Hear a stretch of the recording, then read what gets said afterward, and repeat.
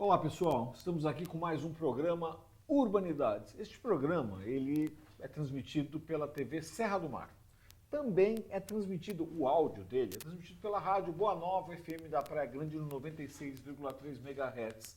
E se você quiser rever isso várias vezes, a gente vai lá no nosso site, que é o www.programaurbanidades.com.br. Você vai encontrar não só este programa, que faz parte da 14ª temporada, quanto uns 150, 160 programas com diversos temas que abordam sempre a questão da vida na cidade, do urbano, né?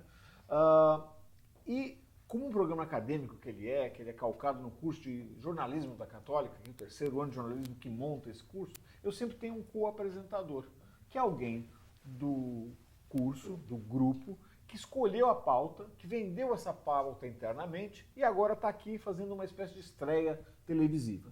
Hoje comigo eu tenho o aluno Pedro César. Boa noite, pessoal. Tudo bom? 2 Césares, o apresentador, é o de barba branca é o apresentador e o jovem ali é o co-apresentador. E esse rapaz que está aqui no meio é um amigo de muitos anos e que curiosamente o grupo acabou escolhendo para conversar comigo. Comigo aqui, com o Pedro, temos o Leonardo Augusto Amaral de Carvalho. Nem sabia que o nome dele era tão grande, mas que eu vou chamar de Léo. O Léo vai falar sobre o quê, hein, Pedro? A gente está falando agora, na pauta de hoje, a reestruturação dos restaurantes no centro, no pós-pandemia. Sim, porque o grupo levantou um dado curioso. Durante a pandemia, que parece que já foi em outra década, mas não foi, 300 mil estabelecimentos fecharam as portas. Só no estado de São Paulo, 12 mil deles fecharam. Né? E essa tragédia acometeu muitos estabelecimentos aqui da cidade de Santos também. Graças aos céus e muita resiliência, o estabelecimento do Léo, que no último bloco a gente vai fazer um merchanzinho, porque afinal de contas ele veio aqui, merece isso, né? Sobreviveu.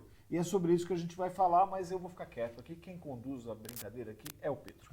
Então, Léo, antes de a gente começar a nossa pergunta, a nossa entrevista, aliás, como foi o período pandêmico, conta pra gente o que é o super vegetariano, há quanto tempo o estabelecimento existe, quem ele cativa? Bom, primeiramente, muito obrigado pelo convite, César, Pedro César. É um prazer estar aqui com vocês. E, bom, o Super Vegetariano, ele existe praticamente há 40 anos, né? Eu não é da minha família, eu sou o 3º proprietário, eu adquiri há 15 anos atrás. Então, a gente já passou por algum período na gerência do restaurante e posso dizer também que por alguns períodos do Centro Histórico de Santos, que é o foco da nossa entrevista hoje, né? Pouquinho antes da pandemia, o centro já vinha sofrendo, bem dizer, um fluxo migratório para outros bairros da cidade, para empreendimentos imobiliários novos em outros bairros. Então, a gente já começou a sentir uma queda em 2017, 2018, 2019, mas nada muito acentuado, né? E os comerciantes de modo geral, mas os restaurantes em específico, e o nosso não foi diferente. E a pandemia, então, veio, né? E aí sim, aí foi de fato a pá de cal para muita gente, para a maioria dos restaurantes do centro, porque, como eu disse, já não estavam também muito sólidos, e aí o período de lockdown, enfim, pensando somente na questão econômica, né? E não, obviamente, na questão sanitária, que a gente sabe também que não tinha muito a ser feito.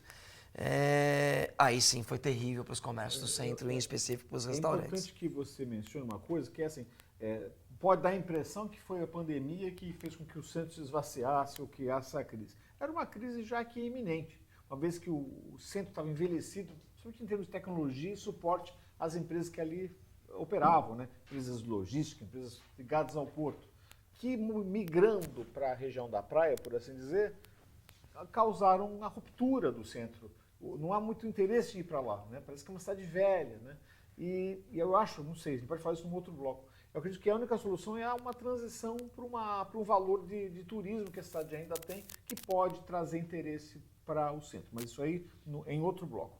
Por agora, como é que foi lidar com a pandemia? Você parou? Você fazia delivery? Como é que era isso? Olha, realmente foi muito difícil. No comecinho mesmo, assim, para ser honesto, os primeiros 90 dias, a gente não sabia o que estava acontecendo, né?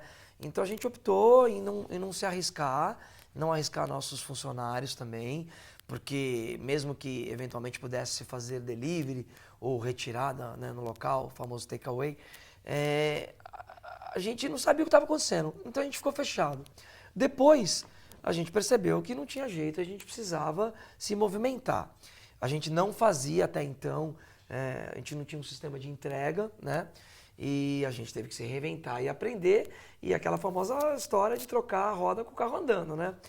E assim foi feito, e na verdade foi até uma experiência, digamos que positiva, mas mesmo assim, financeiramente falando, de poucos efeitos práticos, porque por mais que a gente tivesse uma quantidade boa de deliveries diariamente, também retirada, não era tão substancial assim a ponto de manter a casa fechada, aberta, aliás, né? E aí a gente teve que, obviamente, se valer de recursos próprios. Em algum momento esses recursos próprios acabaram, tivemos que também se valer de financiamento bancário e fomos indo. E a gente não sabia se estava fazendo certo ou não. Eu vou atravessar o Pedro, só vou fazer uma pergunta favor. aqui. Havia essa certeza de que a coisa ia passar? Porque Não. assim, eu lembro que quando começou a pandemia, não, é só 2 meses, Não. todo mundo em casa, 3 meses, mais um mês. Primeiro começou falando que era uma semana só. uma Uma semana de lockdown, uma tudo coisa bem. rapidinho. E aí quando viu uma semana foi virando um mês, foi aumentando, e aí ninguém já tinha mais certeza de nada. Nunca mais E aí vamos voltar, né? Não. E aí já discutiu o novo normal, que a pandemia ia mudar totalmente a maneira como a gente se socializava e enxergava a sociedade num todo. Como é que foi isso pra você, Então, Léo? porque ele falou dessa questão, ó, vai lá primeiro o recurso, depois vende alguma coisa, depois financia. Teve uma hora que você falou assim, gente, daqui a pouco não dá mais. Não, justamente, a gente não sabia se estava fazendo certo. A cada semana, a cada mês que passava, era uma aposta. O que eu faço? Continuo aberto? Continuo pondo mais dinheiro? Famosa sangria? Ou fecho de vez? Mas a gente optou em acreditar que em algum momento, que não era possível que isso ia durar para sempre, em que em algum momento a gente ia conseguir se estabelecer, assim, se estabilizar, por assim dizer, né? E assim foi feito. Então a gente pensou até em fechar, mas acabamos segurando um pouco mais. Muito bem. Pedro, você quer abrir uma outra pergunta? Eu acho que vai Então, esperar. não, vamos pro próximo bloco, é o que eu já ia puxar agora, o break. Porque depois a gente vai falar como é que foi a volta do Léo, depois do período pandêmico, e também conhecer um pouquinho mais da história de outro pessoal ali no centro, empreendedores, como eles lidaram com a pandemia. O grupo tem um VT que vai no virar do bloco, vocês vão ver. Fique com a gente.